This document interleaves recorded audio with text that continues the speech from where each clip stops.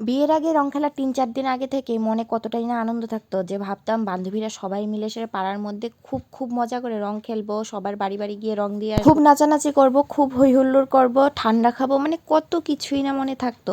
কিন্তু এখন দেখো সংসারের চাপে সব কিছুই ভুলে গেছি।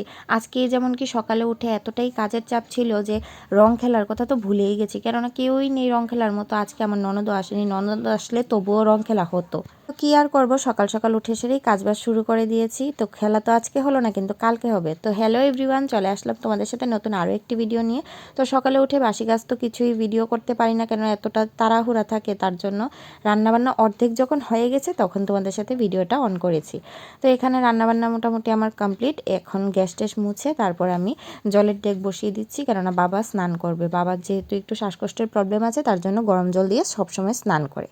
তারপর আমার বাসন টাসন ধোয়া আছে, ওই সব ধুয়ে সেরে আমিও চলে যাব স্নানে, কেননা সকাল সকাল আজকে স্নান করিনি। ভেবেছিলাম যে কেউ না কেউ হয়তো আসবে আশেপাশে থেকে রং দিতে, কিন্তু কেউই আসেনি। তো কি আর করা যাবে, স্নানই করে ফেলেছি। তো এখানে আমার টুকটাক যা কাজ ছিল সব সেরে আমি স্নান দান করে সেরে চলে এসেছি। আসার পর ডুগ্গুর পাপা এসেছে রং টং খেলে। ও যেহেতু আজকে বন্ধ, তার জন্য ও ক্রিকেট খেলতে গিয়েছিল, ওইখান থেকে রং টং খেলে পুরো ভূত হয়ে এসেছে। এসে আমাকে রং দিয়েছে। তো তখন আর মোবাইলটা হাতেও ছিল না, তার জন্য ভিডিও করতে পারিনি। তো যাই হোক, রং একটু হলেও তো দিয়েছে আজকের দিনে কেউ। তো ডুগুকে দেওয়া হয়নি, যেহেতু ও অনেকটা ছোট, ওর জন্য ড্রেস এনেছি, কিন্তু ওটা আজকে পরাবো না, কেননা কালকে ডুগুর বড়দার পরীক্ষা শেষ হবে। তো ডুগুর বড়দা আসলে কালকেই ডুগুর সাথে খেলা করবে আর কি।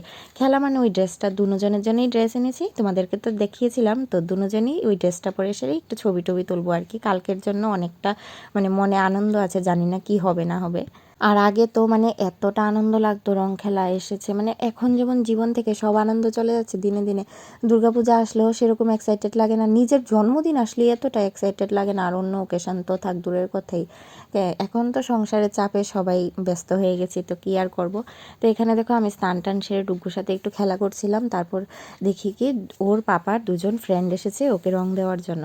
কিন্তু মানে ও যেহেতু খেলা করে এসেছে, ওর মাথাটা প্রচণ্ড ব্যথা করছিল, তার জন্য ও আর সেরকম রং টং খেলেনি, অল্প একটু দিয়ে চলে গেছে ওরা। তো এখানে আমি চলে এসেছি ভাত খাওয়ার জন্য, কেননা আজকে অনেকটা লেট হয়ে গেছে। তো আজকের ভিডিওটা আর বেশি বড় করিনি, এটুকুই। তো দেখা হচ্ছে নেক্সট ভিডিওতে।